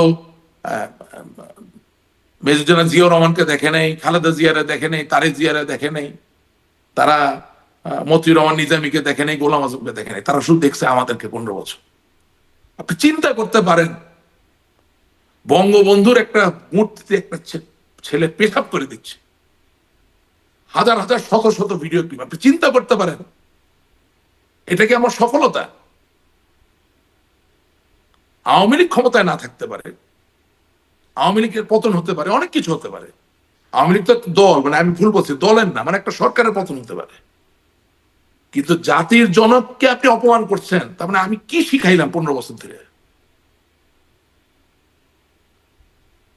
আপনি, আপনাকে যদি পৃথিবীর কোনো লোক আমেরিকায় বসে বলে যে শারমিন আপনি তো একজন প্রথিতযশা সাংবাদিক জার্নালিস্ট, আপনি হোস্ট করেন বিভিন্ন প্রোগ্রাম, আপনি আমার সাথে কফি খেতে খেতে আপনার দেশের স্বাধীনতার গল্পটা একটু আপনি বলেন, কোনো উপায় আছে বঙ্গবন্ধুর নাম না বলে এই গল্প বলার? তাহলে তখন যদি আপনি নিজেকে একবার চোখ বন্ধ করে প্রশ্ন করেন যে আমারে যে এই স্বাধীনতা দিয়ে গেল ভালো মন্দ দুটো হওয়ারই, আমারে যে স্বাধীনতা দিয়ে গেল প্রাচুর্যময় সম্পদশালী হওয়ার, আমি তারে দিনে দুপুরে অপমান করতেছি, আমি তাহলে কি শিখাইলাম? What was my assignment, what did I do, how am I successful? আমি খুব মনের আবেগের কষ্টের জায়গা থেকে বলছি, বুঝছেন? অনেক কিছু মনে হয় যে খুব দামি দামি শার্ট প্যান্ট পরে আছি, মানুষের মনের কথা আমরা শুনি, জানি।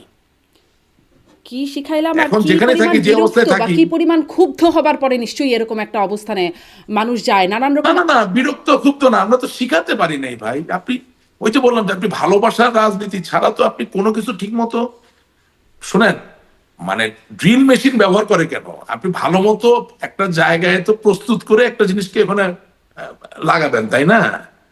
আপনাকে তো একটা কাজকে খুব মন দিয়ে করতে হবে।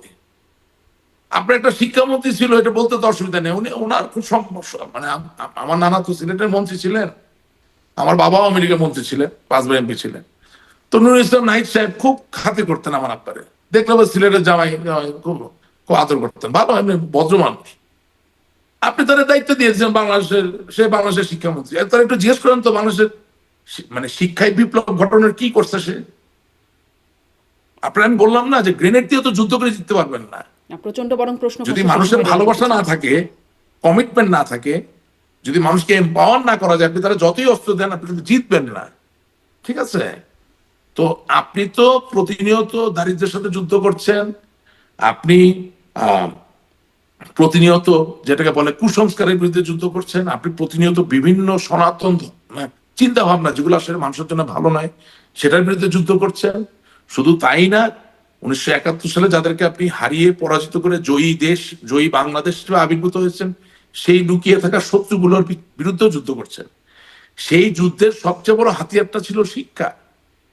আপনি যদি 10 বছর বয়সের একটা বাচ্চাকে সত্যি ভালোবাসার জায়গা তৈরি করে দিতে পারেন, যে বঙ্গবন্ধুর নেতৃত্বে দেশটা স্বাধীন হয়েছে, জাতীয় 4 নেতা ছিলেন, আরো অনেক সাহসী মানুষেরা ছিলেন, লক্ষ মানুষের আত্মত্যাগ, লক্ষ মা বোনের স্বপ্ন, যে সত্যিকারের অর্থে শেখাতে পারেন, তাহলে এই ঘটনা তো ঘটতে পারে না।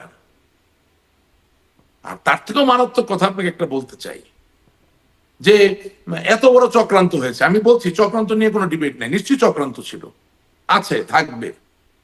কিন্তু তাইলে আমার গোয়েন্দা সংস্থা, ওনার কাজ কি ছিল? উনি কি কোথায় বৈশাখী মেলা হচ্ছে, বাতাসা খাচ্ছে, নাড়ু খাচ্ছে এই খবর দিবে, নাকি চক্রান্ত হচ্ছে এই খবর দিবে? তো উনি খবর দিলেন না কেন? তাহলে আমার গোয়েন্দা সংস্থার দায়িত্বে কারা ছিলেন, এই প্রশ্ন করতে হবে। 1, 2 নাম্বার, বঙ্গবন্ধু শেখ মুজিবুর রহমান একেবারেই আগরতলা ষড়যন্ত্র বাংলার সময় থেকে প্রমাণ করে দিয়েছেন বাঙালির কাছে যে একটা রাজনৈতিক দল সত্যিকার অর্থে যদি সক্ষম অবস্থায় থাকে, তাহলে কোনো অংশে সে কোনো গোয়েন্দা সংস্থার থেকে কম না। সে বাংলাদেশের যে কোনো জায়গায় ঘটে যাওয়া যে কোনো ঘটনা সম্বন্ধে জানবে এবং ব্যবস্থা নিতে পারবে। আপনি বিভিন্ন ওই সময়কার যে প্রাসঙ্গিক বইগুলো পড়লে দেখবেন যে বঙ্গবন্ধু প্রতিনিয়ত 1971 সালে কখন কতজন সৈন্য আসতেছে, কোন অফিসার আসতেছেন, সব খবর পাচ্ছিলেন। সেটা তার পাকিস্তান সেনাবাহিনীর গোয়েন্দা সংস্থা দিচ্ছিল না, বা পাকিস্তান পুলিশ বাহিনীর গোয়েন্দা সংস্থা, সেটা বাংলাদেশের পূর্ব পাকিস্তানের আওয়ামী লীগের নেতা কর্মীরা বিভিন্ন জায়গায় সংঘবদ্ধ অবস্থায়, ঐক্যবদ্ধ অবস্থায়, নিবেদিত অবস্থায় ছিলেন। তারা ছোট ছোট খবর সেই নিয়ে নিয়ে সংঘবদ্ধ ঐক্যবদ্ধ নিবেদিত অবস্থায় না right. থাকবার কারণে So- 75-এর মতো ঘটনাও তো ঘটে গেল।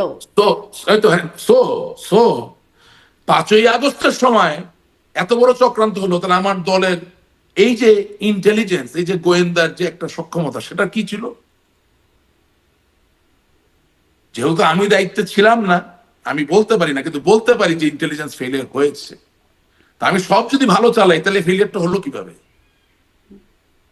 জি, আর একটু সরাসরি দু একটা প্রশ্নে আসি, শেষের দিকে চলে আসছি, একটু আসি যে নানান রকম দুর্নীতি অনিয়মের বিষয়ে তো কথা আপনিও বলছেন, একদম মানে দেখছিলাম প্রথম একটি দুর্নীতির মামলা হয়েছে সাবেক প্রধানমন্ত্রী শেখ হাসিনার বিরুদ্ধেও, এবং তার পরিবারের বিরুদ্ধে দুর্নীতির অভিযোগ আসছে। রূপপুর পারমাণবিক বিদ্যুৎ কেন্দ্র সহকারে বিভিন্ন প্রকল্পে ৮০,০০০ কোটি টাকা দুর্নীতির একটা অভিযোগ উঠছে, এবং প্রাথমিক সত্যতা পেয়েছে বলে দুর্নীতি দমন কমিশনের বরাত গণমাধ্যমে সেই খবরগুলো আসছে। এই প্রসঙ্গে আপনি কি বলবেন? তার যে মানে শেখ হাসিনার বোন শেখ রেহানা, তার মেয়ে টিউলিপ সিদ্দিক, যিনি ব্রিটিশ এমপি এবং মন্ত্রী, তিনিও তার বিরুদ্ধে অনেক অভিযোগ। যুক্তরাজ্যেও তার একটা পরিণাম বা একটা বহিষ্কারের দিকে এগিয়ে যাচ্ছে, প্রক্রিয়া একটা চলছে, অভিযোগ উঠছে। এই বিষয়ে আপনি কি বলবেন? আচ্ছা, আসলে একটু আমাকে এভাবে আসতে হবে, যেটা সততার শক্তি একটু বলতে হবে। হ্যাঁ, আমার বাবা জনাব এইচ.এন. আশিকুর রহমান বাংলাদেশ আওয়ামী লীগের গত ৩২ বছর ধরে কোষাধ্যক্ষ, এবং আপনি জানেন যে 1/11-এর সময় বাংলাদেশ আওয়ামী লীগ তথা বাংলাদেশ আওয়ামী লীগের সভানেত্রীকে দলীয় হিসাব নিকাশকে কেন্দ্র করে কোন রকম কোনো মামলা বা অভিযোগ কেউ দিতে পারেন নাই। এবং তখন প্রথম আলো সহ অনেক বড় বড় পত্রিকায় সপক্ষে লিখেছেন যে এটা একটা আশ্চর্য ব্যাপার যে চারিদিকে এত অভিযোগ এত কিছু, কিন্তু দলীয় ফোরামে এত কোটি কোটি টাকার চাঁদা বা দলের যে সম্পদ ব্যবস্থাপনা সবকিছু থাকার পরেও এখানে কোনো অভিযোগের কোনো সুযোগ নাই। এবং পরিলক্ষিত হয় যে এই যে 5ই আগস্টের পরও এখনো নির্বাচন কমিশন, দুদক বা সরকারের কোনো এজেন্সি বাংলাদেশ আওয়ামী লীগের হিসাব নিকাশ রাখার ক্ষেত্রে কোন রকম কোনো অভিযোগ তুলতে পারেন নাই, ইনশাল্লাহ পারবেন না। এটা আমি বলছি এই কারণে যে দলের হিসাব যেমন একেবারে পুঙ্খানুপুঙ্খভাবে ঠিক আছে, জননেত্রী শেখ হাসিনার ব্যক্তিগত হিসাবও কিন্তু একেবারেই পুঙ্খানুপুঙ্খভাবে ঠিক আছে। আই এম সারপ্রাইজ যে এত ব্যস্ততার ভিতরে কিভাবে তিনি এটা করেন, but she is very meticulous. তার কোনো ইনকাম ট্যাক্সের রিটার্ন, কোনো জায়গায় কোনো বকেয়া, কোনো বাকি কিচ্ছু নাই, এবং তার কোথায় কি সম্পদের ডিক্লারেশন একদম পরিষ্কার। আমি ওনার কথাটা বলার পরে এখন একটা ভিন্ন পর্যায়ে যেতে চাই। অন্য আর যাদের ব্যাপারে অভিযোগ আসছে তাদের এখন সময় এসেছে জননেত্রী শেখ হাসিনাকে সহযোগিতা করার জন্য তাদের ব্যক্তিগত সম্পদ, তার কি স্থিতি, কি অবস্থান, এটা ওই সব দেশে ডিক্লারেশন দেওয়ার ব্যবস্থা আছে, সেই ডিক্লারেশন দেওয়া। তাহলেই মানুষের এটা নিয়ে কথা বলতে পারবে না।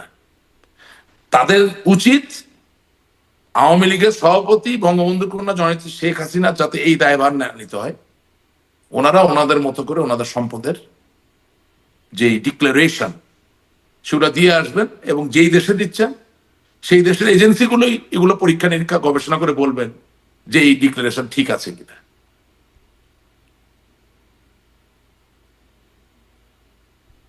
আপনাকে ধন্যবাদ। জি, টিউলিপ সিদ্দিকের বক্তব্য দেখা যাচ্ছে যে তিনি বলছেন যে তদন্ত হোক এবং প্রকৃত বিষয়টা উঠে আসুক।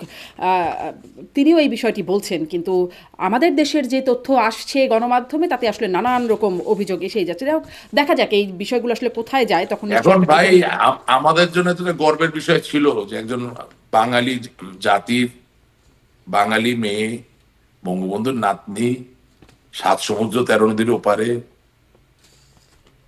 এমপি হচ্ছেন, মন্ত্রী হচ্ছেন, একটা ভালো লাগা প্রাপ্তি অর্জনের জায়গা ছিল। এখন কারো অনিষ্ট হোক সেটা তো আমরা চাই না, কিন্তু ব্রিটিশ রাজনীতি আসলে আমার জন্য বিবেচ্য বিষয় নয়। আর 2 নাম্বার হলো যে আমি শুধু একটা কথাই আপনার অনুষ্ঠানের শেষে বলতে চাই, বাঙালি জাতির মানুষ খুব নরম মনের মানুষ। আমার পরিবারই তো আমার সাথে রাগ করবে, আমাকে শাসন করবে, আমার সাথে ঝগড়া করবে, কিন্তু এই যে আমার হাত, এই হাতটা প্রসারিত করে আমি হাতটা ধরে যদি বলতে পারি একবার যে I want to serve you, আমি আপনার পাশে থাকতে চাই, আমি বিশ্বাস করি কেউ আমাদেরকে ফেলে দিবে না। দেখা যাক আপনাদের এই আপনার এই বক্তব্যকে আপনার দল ওন করে কিনা, আর আপনার দলের বক্তব্য দেশের মানুষ সেটি গ্রহণ করে কিনা। একটা বিষয় দেখছিলাম যে মার্চের মধ্যেই দেশে ফিরবেন শেখ হাসিনা, এমনটি বলছেন আপনাদের দলের সাংগঠনিক সম্পাদক শফিউল আলম চৌধুরী নাদেল। মানে এই বিষয়ে আপনার কাছে কি কোনো বার্তা আছে? তার কাছ থেকেই শুধুমাত্র এটি শুনেছি। কিভাবে ফিরবেন তিনি, ফিরলে এখন যেই বাস্তবতা? এটা তো আমি বলতে পারি না, তবে অবশ্যই নেত্রী ফিরবেন না কেন, আমি মেকানিজমটা তো জানি না। আচ্ছা, মানে এর বিষয়ে আপনাদের ভেতরে এটা কি নাদিল সাহেব জানে নাকি? উনি তো একটা টাইম ফ্রেম দিচ্ছেন মার্চের মধ্যে। তাহলে তো ওনাকেই তো আপনাকে শেষ করতে হবে যে উনি কিভাবে দিচ্ছেন টাইম ফ্রেম, বা মার্চ কেন, আমি তো মনে করি জানুয়ারি তো আসতে পারে। দেশটা তো আমি যেমন দেশের নাগরিক, উনি দেশের নাগরিক, উনি তো দেশের প্রধানমন্ত্রী ছিলেন, উনি দেশের সর্ববৃহৎ দলের উনি সভাপতি, উনি জাতির জনকের কন্যা। এটা তো মানে আমার জন্য তো টাইম ফ্রেম ইম্পর্টেন্ট না, আমার জন্য আওয়ামী লীগ রাজনীতি করবে, উনি উনি এই দলের নেতা, এটাই সবচেয়ে বেশি ইম্পর্টেন্ট ব্যাপার। সেটা তো আগামীকালকে হতে পারে। কিন্তু আসলে কিন্তু সেই বাস্তবতাটা কি আছে আমরা আপনি আমরা বলছিলেন? আমরা ফিরবো, আমরা রাজনীতি করব, সবকিছু সত্য, কিন্তু প্রতিটা জিনিসই হতে হবে আমাদের নিজস্ব সক্ষমতায়। কেউ আমাদেরকে বসিয়ে দিবে, কেউ আমাদের জন্য করে দিবে, এই দিকে যদি আমরা তাকিয়ে থাকি তাহলে যেটা হবে যে আমরা আরো ভয়ঙ্কর ভাবে ক্ষতিগ্রস্ত হব। অর্থাৎ অর্থাৎ যাকে নিয়ে বিতর্ক আছে বা যাকে বলা হচ্ছে যে তিনি অনিষ্ট করছেন, তাকে যদি আপনি আবার চাপায় দেন রাজনীতিতে, তাতে সে আরো ভয়ঙ্কর রূপে ফিরে আসবে, তাহলে তো ভালোর থেকে আরো বেশি খারাপ হবে। সুতরাং এখানে অনেক বিবেচনার বিষয় আছে। অবশ্যই আমরা ফিরবো, রাজনীতি হবে, জননেত্রী শেখ হাসিনার নেতৃত্ব হবে, কিন্তু সেই রাজনীতি হবে দীর্ঘমেয়াদী, চিরকালের, পারপেচুয়াল। এখন আমি যদি এমন কিছু করি যে আরো তীব্রভাবে আমি ইয়ে হলাম পরবর্তীতে, সেটা খুব একটা বুদ্ধিমানের কাজ হবে বলে মনে হচ্ছে না। জি, দেখা যাক রাশিদ রহমান, মানে এই বিষয়গুলো স্পষ্ট না। তবে তবে একটা জিনিস পরিষ্কার করতে হবে, সেটা হচ্ছে জেন জি এবং মিলেনিয়াল যারা আছেন তাদের আবেদন করে এরকম নেতা ছাড়া আধুনিক রাজনীতি দ্বারা করানো খুব কঠিন হবে। জেন জিরা খুব অন্যভাবে চিন্তা করে, মিলেনিয়ালরাও একটু অন্যভাবে চিন্তা করে, এবং মনে রাখতে হবে যে কোরআন মানে somebody is knocking at the door and what is that? যার বয়স গতকালকে 17 ছিল, আজকে তার বয়স 18। সো প্রতিনিয়ত একটা করে কিন্তু নতুন generation is adding up. So আমি as a political force or as a political party, what I am doing or what I am going to do to conquer the hearts and minds of these people, of these young men and women, সেই প্রশ্নটা if we don't make under that circumstances, political future would become uncertain. অর্থাৎ আমার চুল পেকে গেছে, আমার দাড়ি পেকে গেছে, but I cannot succumb to it, I have to remain a young person. এবং সেটার জন্য আমাকে নতুন প্রজন্মকে পড়তে হবে, জানতে হবে, বুঝতে হবে, তার সাথে আমার মিথস্ক্রিয়া কিভাবে বাড়বে সেই জায়গাটা আমাকে খুঁজে ফিরতে হবে। সেটা না করলে সমস্যা আছে বই কি। সেখান থেকে আপনারা যোজন যোজন দূরে চলে গেছেন কিনা সেই নিশ্চয়ই সেই বিশ্লেষণটাও আপনারা করবেন। অনেক ধন্যবাদ রাশিদ রহমান, অনেকটা সময় কথা বললাম আপনার সাথে, ধন্যবাদ যুক্ত হবার জন্য। Thank you.